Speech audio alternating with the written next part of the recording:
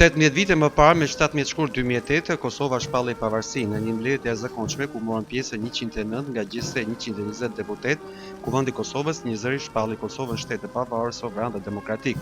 Kryeministri i Kosovës Albin Kurti në mbledhjen solene të qeverisë së Kosovës për 8 vjetorin e Kosovës, tha se në këtë ditë feste dhe reflektimi nderojmë qendresën dhe sakrificën e popullit, nderojmë heronjt dhe veprimtarët e rënë ndër shekuj.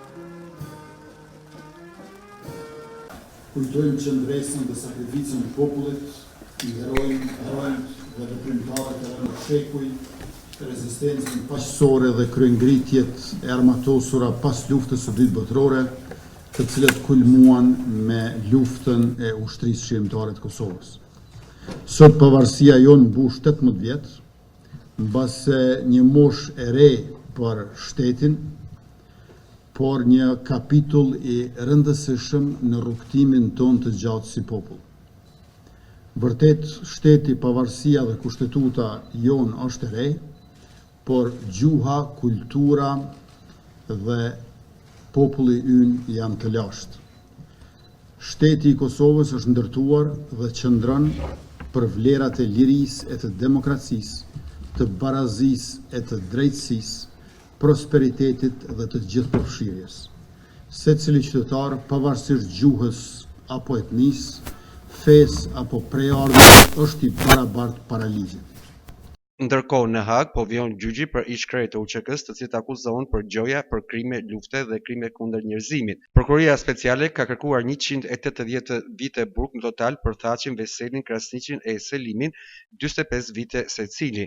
Kryeministri Kurti tha se nuk mund të mos kujtohen se përfaqësuesit që morën pjesë në shpalljen e pavarësisë së Republikës sot mbahen padrejtisht në Hag.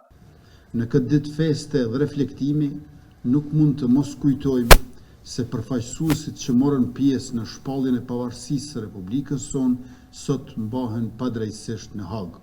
Kontributi i secilit prej tyre për lirinë dhe pavarësinë është i çmuar dhe historia do të jetë ajo e cila do ta bëjë gjykimin e drejtë.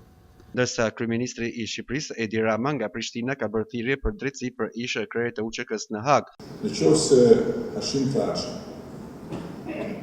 Kadri Veseli, Jakub Krasniqi dhe Recep Selimi duhet varrosen për zgjavë për luftën dhe për çfarë ka ndodhur gjatë luftës në Kosovë, atëherë duhet të vazhdojnë arrestimet. Duhet arrestohet Bill Clinton, duhet arrestohet Ariel Solana, duhet arrestohen Tony Blair, nuk diskutohet, për ministrat e tjerë të vendeve që i dhanë dritën jeshile bombardimeve. Presidenti i Kosovës, Vjosa Osmani, teksa ka uruar qytetarët në 8 vjetorin e pavarësisë së Kosovës, tha se shumë breza sakrifikuan jetën e tyre që sot qytetarët e saj edhe e gëzojnë lirinë. Bëhemi bashkë për të përkujtuar të gjithë ata që sakrifikuan gjithçka në mënyrë që ne sot ta gëzojmë shtetin. Natyrisht që sakrifica për të arritur deri këtu ka qenë shekullore. Shpesh herë ne fokusohemi tek vitet e fundit, tek vitet e 80-ta, 90-ta, por në fakt kanë qenë breza të tërë që kanë dhënë gjithçka në mënyrë që sot ne ta gëzojmë shtetin e pavarur të Kosovës. Shpalljen e pavarësisë së Kosovës e bëri kryeministri i atëhershëm Hashim Thaçi së bashku me deputetët e Kosovës dhe presidentin në mbledhjen e mbajtur në Prishtinë me 17 shkurt 2008.